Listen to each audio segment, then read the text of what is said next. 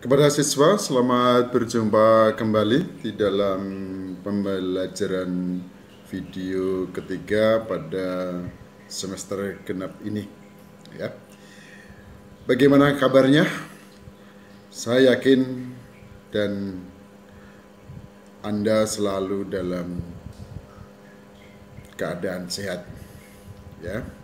Kita pertama-tama bersyukur kepada Tuhan Yang Maha Esa bahwa pada kesempatan ini kita diberikan kesehatan dan diberikan waktu kebersamaan di dalam pertemuan video pembelajaran. Kepada para siswa semua, di mana pembahasan sebelumnya video pembelajaran yang kedua kita sudah mengenal apa itu bentuk-bentuk kekerasan, ya. Untuk mengingatkan kembali tentang materi yang sudah Bapak berikan, ya, dari bentuk kekerasan tersebut, ya, yang berdasarkan bentuknya itu sendiri ada, ya, kekerasan fisik, ada kekerasan psikis, ada kekerasan struktural dan ada kekerasan kultural, ya. Nah, di sini Anda sudah bisa membedakan dari materi sebelumnya itu, di mana ada kekerasan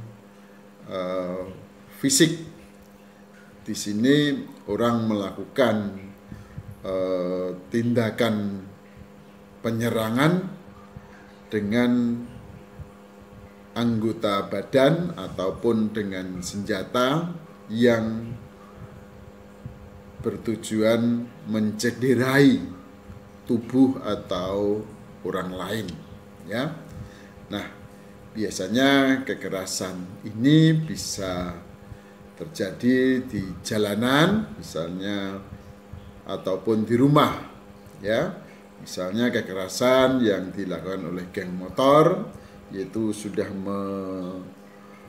mencederai, melukai orang-orang yang ada di jalanan, maupun tindak kriminal dengan kekerasan, ya. Kemudian yang psikis atau sering dikenal dengan kekerasan verbal, ya, di mana orang itu melakukan intimidasi, melakukan teror, melakukan ancaman, ya. Secara psikis orang akan terganggu ketenangannya, ya, khususnya ketenangan batin, ya. Kemudian yang ketiga yaitu kekerasan struktural, di mana kekerasan ini muncul akibat dari kebijakan, bisa kebijakan hukum, bisa kebijakan ekonomi, bisa kebijakan politik, ya. Saya ambilkan contoh, tidak usah jauh-jauh dari histori kita, dari sejarah bangsa Indonesia. Kita pernah mendapatkan kekerasan dari penjajah atau pemerintah kolonial Belanda, ya, di mana kita mendapatkan kekerasan dari company, dari pemerintah kolonial Belanda, ya. Ada kebijakan transportasi pembuatan jalan 1000 km dari Anyar sampai Panarukan, ya. Kelihatannya Belanda memberikan kesempatan pendidikan, tapi pendidikan itu hanya diberikan oleh golongan tertentu. Kemudian yang keempat, ya, sebagai bentuk kekerasan itu sendiri yaitu kekerasan kultural, di mana kekerasan ini disebabkan dari tradisi atau adat istiadat yang tumbuh berkembang di dalam masyarakat, yang mensyaratkan seseorang, ya, yang mensyaratkan seseorang untuk melakukan tradisi, yang mana tradisi itu mengandung kekerasan fisik, ya. Misalnya ada masyarakat tertentu yang dianggap dewasa dia harus dia harus lompat tali, di mana kaki diikat, dia kemudian terjun dari ketinggian, kemudian kakinya tali tersebut menahan kaki, dia bergelantungan. Kalau ada keberanian itu dianggap suatu kedewasa. Ini adalah kultur yang tidak baik, kultur yang tidak sehat, Itu yang materi yang sebelumnya sudah kita bahas. Nah, sekarang pada pertemuan ketiga ini, terlebih dulu saya akan menyampaikan tentang tujuan pembelajaran kita dengan diskusi beserta teman-teman Anda di dalam kelompok itu, Anda akan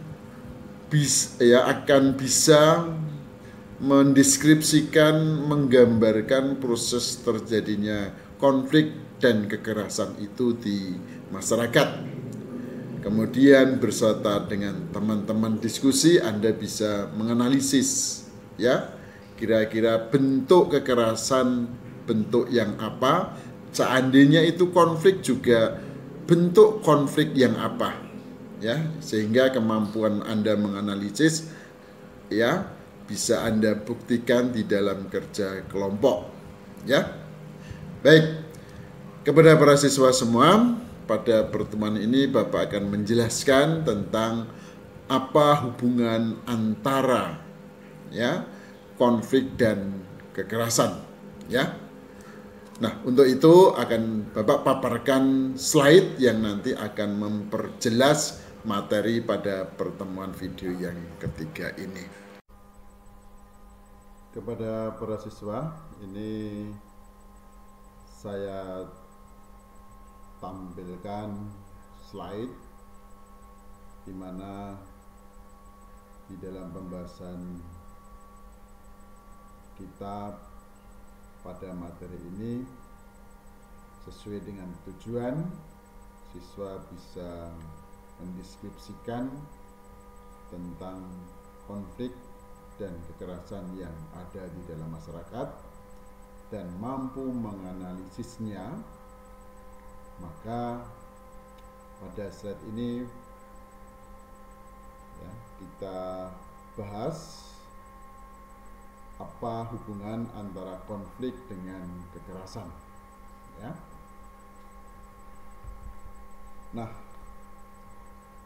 sebenarnya konflik itu tidak akan menimbulkan kekerasan apabila konflik itu dikelola dengan baik, artinya konflik itu dapat diredakan sehingga tidak berkembang menjadi kekerasan, maka itu akan mengarah pada suatu penyelesaian konflik,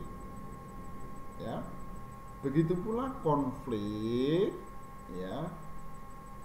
dapat berkembang menjadi suatu kekerasan apabila tidak dikelola dengan baik, maka akan menimbulkan suatu bentuk kekerasan, Nah, ini dapat kita simpulkan bahwa kekerasan itu diawali dari konflik. Maka kalau Anda tidak ingin terjadi kekerasan, maka konflik itu kelola dengan baik sehingga tidak berkembang menjadi kekerasan. Karena manusia hidup tidak bisa menghindari konflik. Mengapa manusia tidak bisa menghindari konflik? Karena manusia hidup di dalam masyarakat penuh dengan keberadaan perbedaan pendapat, perbedaan budaya, perbedaan suku, perbedaan agama, perbedaan ideologi, kemudian perbedaan kepentingan, termasuk adanya perubahan-perubahan yang tidak bisa kita ikuti, akan memungkinkan terjadinya konflik, ya. Jadi manusia hidup tidak bisa lepas dari konflik. Maka hendaknya kelolalah, ya, atau selesaikan konflik itu sendiri tanpa menimbulkan kekerasan, ya. Jadi para pelaku yang terlibat konflik, ya, diharapkan bisa mengelola konflik dengan baik sehingga mencegah terjadinya kekerasan, ya. Nah, inilah hubungan antara konflik dengan kekerasan, ya. Kekerasan itu terjadi karena didahului konflik, ya. Supaya kekerasan tidak terjadi, maka kelolalah konflik dengan baik, ya.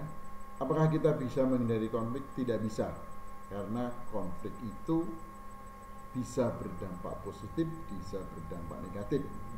Bahkan konflik itu bisa membawa pada kemajuan, ya.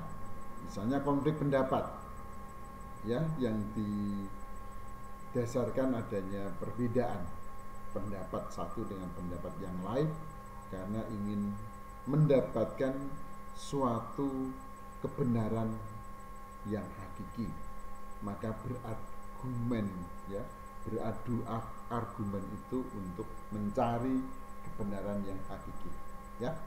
Jadi itu hubungan antara konflik dengan kekerasan. Kemudian ada beberapa contoh kasus kekerasan yang ada di dalam masyarakat, ya. Nah, gambar yang pertama, ya, itu terjadi, ya, menggambarkan suatu perundungan, pembulian, ya. Pelaku melakukan pembulian atau perundungan kepada yang lemah, yang lemah, ya, ini akan mengalami suatu bentuk kekerasan verbal, ya. Nah, perundungan itu sendiri, ya, memiliki makna pembulian. Pembulian itu bisa dilakukan oleh seseorang terhadap seseorang, bisa juga pembulian itu dilakukan sekelompok orang kepada seseorang, ya. Maka pembulian atau perundungan itu, ya,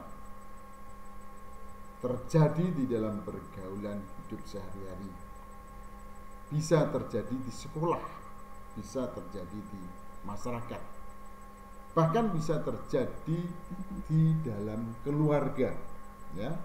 Nah, kalau terjadi di dalam keluarga, maka hendaknya orang tua harus, ya, ikut mengawasi, ya, bagaimana perlakuan anaknya, ya, dari orang lain. Kalau itu terjadi di sekolah, maka sekolah harus memberikan perlindungan kepada seseorang yang mendapatkan perundungan atau pembulian, ya. Kemudian contoh kasus kekerasan yang kedua adalah tawuran pelajar, ya.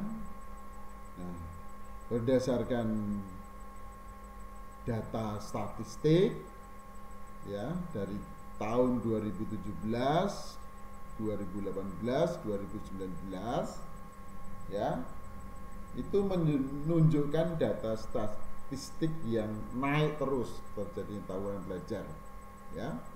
Orang yang tidak tahu, ya, orang yang tidak tahu asal muasal tawuran, ya, karena dia memakai identitas seragam yang sama, kadang-kadang menjadi sasaran empuk untuk diserang, ya, maka disitulah akan terjadi kekerasan, apalagi mereka menggunakan senjata tajam, ya. Kemudian yang berikutnya adanya kegiatan teror, ya, tindakan dengan melakukan intimidasi, ya, tindakan dengan melakukan teror, ya, supaya memunculkan rasa takut di masyarakat, ya.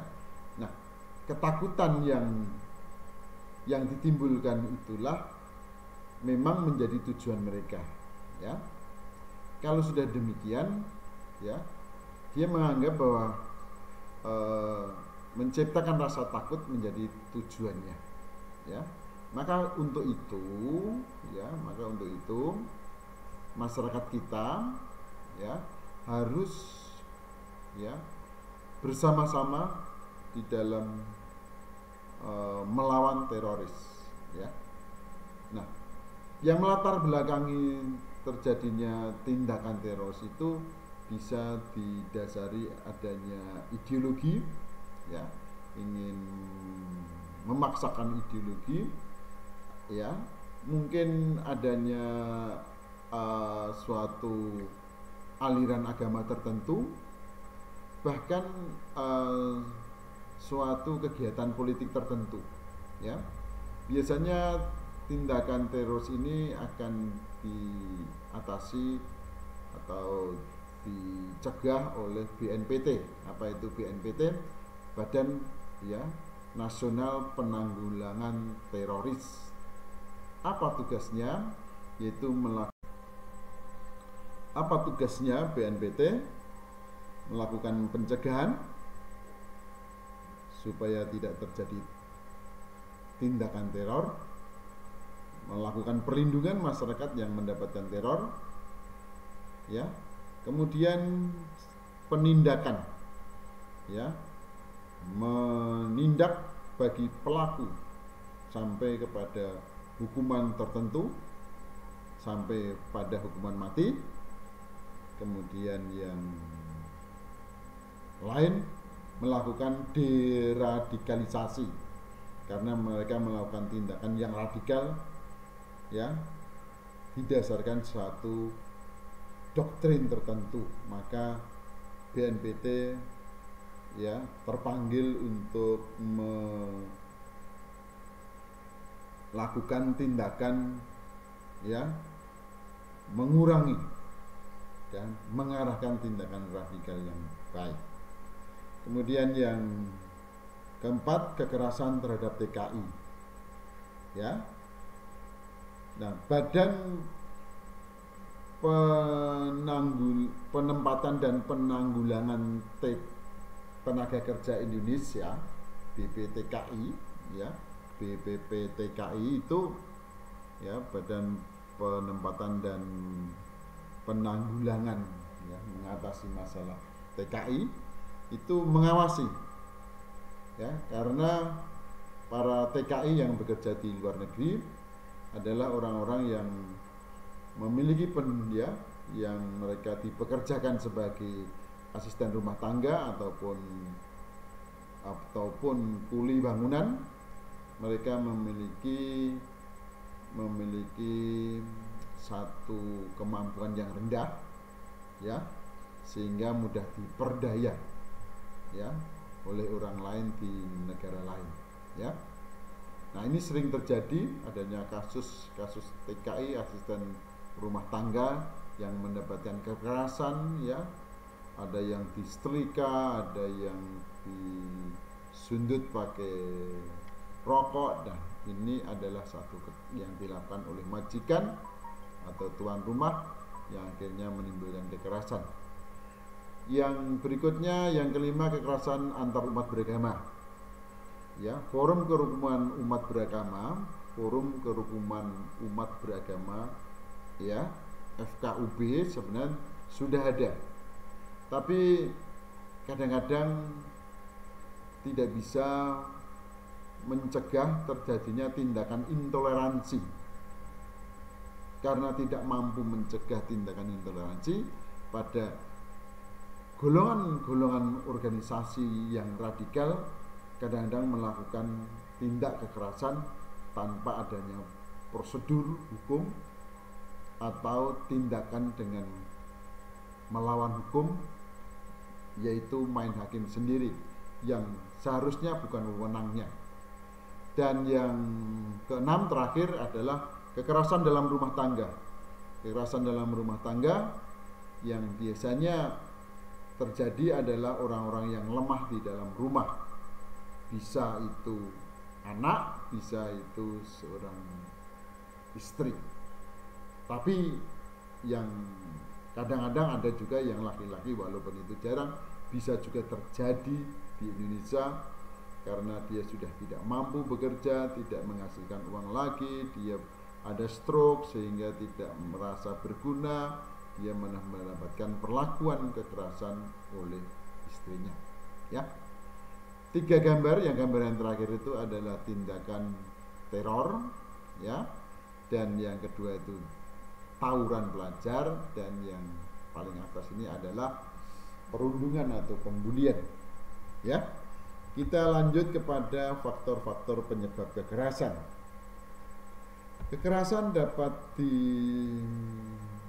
terjadi, ya, faktor penyebab konflik dan kekerasan. Konflik bisa terjadi karena perbedaan keyakinan, perbedaan pendapat, perbedaan pendirian, ya.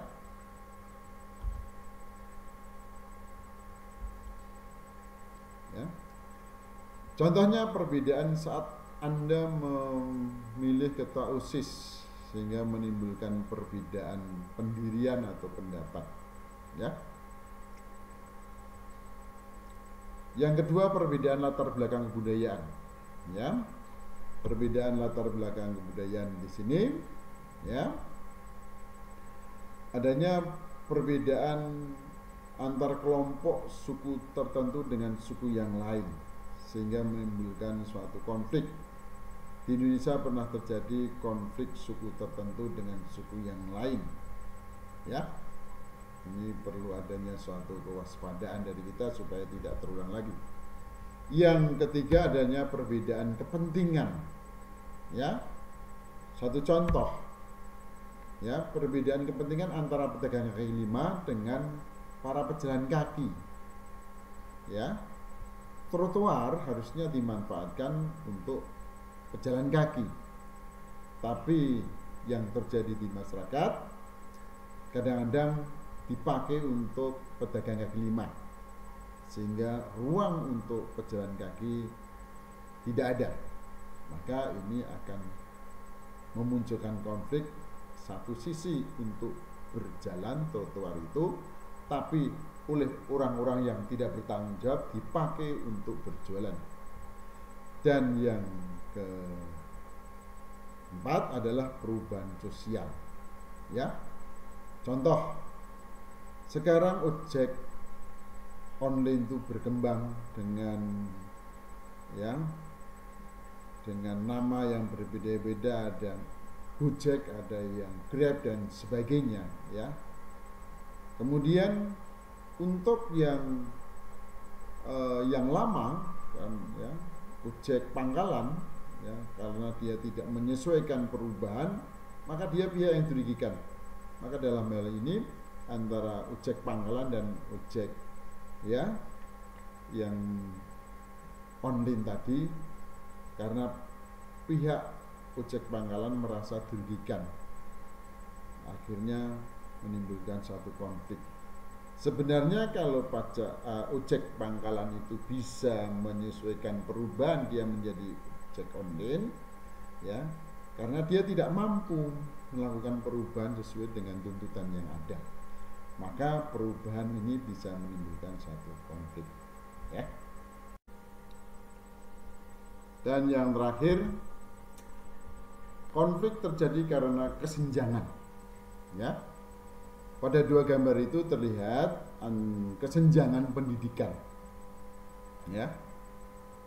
Satu sisi pelaksanaan pendidikan dilaksanakan di ruangan yang ber-AC, memberikan kenyamanan para siswa untuk menerima ya ilmu pengetahuan dan keterampilan ya, didukung oleh teknologi sehingga lebih meningkatkan penyerapan di dalam ya iptek dan kemampuan yang lain. Sementara di sisi yang lain ya, sebagian penduduk yang belum menerima ya akses kemajuan, bagaimana mereka menyampaikan materi bidang ilmu pengetahuan dan keterampilan masih sederhana sekali ya,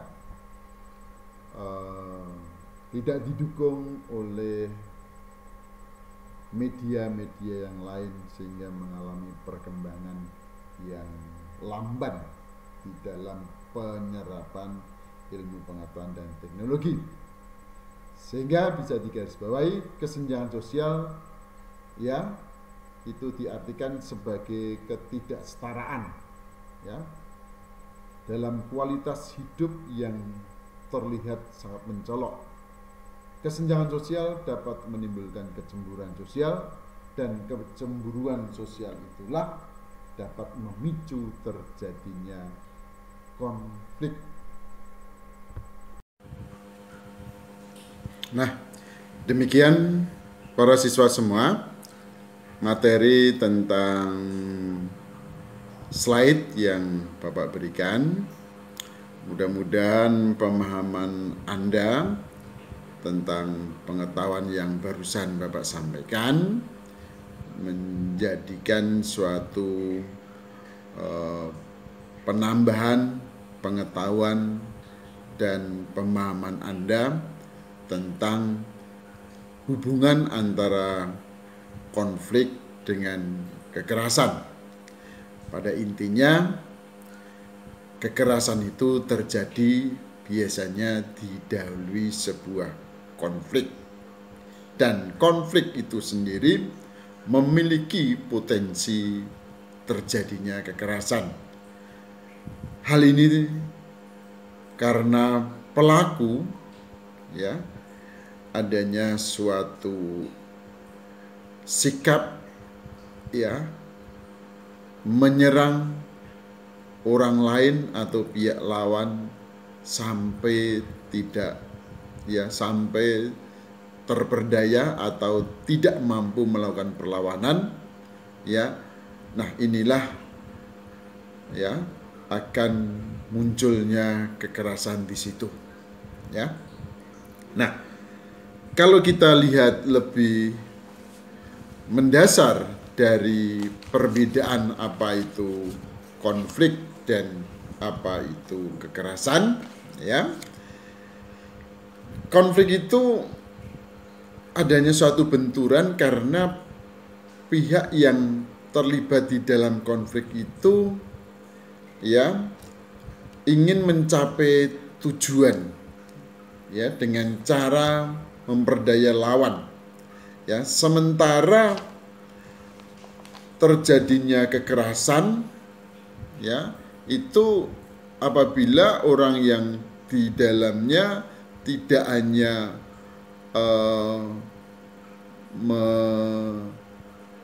melakukan tindakan penyerangan di dalam mencapai tujuan ya, mereka dalam mewujudkan tujuan kadang-kadang melukai ya, baik dengan senjata ataupun dengan tangan ataupun dengan kaki atau anggota badan ya. Jadi kalau dengan konflik itu melanggar norma tapi tidak termasuk pelanggaran hukum ya. Pelanggaran norma mungkin norma kebiasaan, norma kelaziman, norma kesopanan ya. Sedangkan kekerasan itu jelas melanggar norma dan itu dianggap melanggar hukum karena tindakannya itu sudah mengarah ke tindak pidana ya. Nah, di dalam konflik itu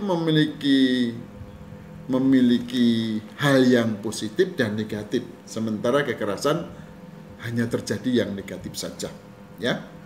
Dan juga Anda juga sudah melihat bagaimana, ya, contoh kasus terjadinya kekerasan di masyarakat, ya, bagaimana orang bully, bagaimana tawuran dan sebagainya, ya. Dan yang terakhir, Anda tadi juga memahami tentang, ya, faktor-faktor yang menyebabkan terjadinya konflik dan kekerasan, karena ada perbedaan-perbedaan, ya, tidak hanya perbedaan pendapat, ya, ada perbedaan kepentingan, ada perbedaan kebudayaan dan sebagainya, ya. Materi kita sampai di sini dulu. Terima kasih. Salam sehat selalu, ya. Jalankan protokol kesehatan. Ingat pesan Ibu, 5M bukan 3M lagi, ya. Memakai masker, ya, mencuci tangan, ya. Yang ketiga, menghindari kerumunan. Yang keempat, ya, menjaga jarak. Dan yang kelima, ya, mematuhi, ya, tata tertib untuk mencapai kesehatan yang baik. Terima kasih.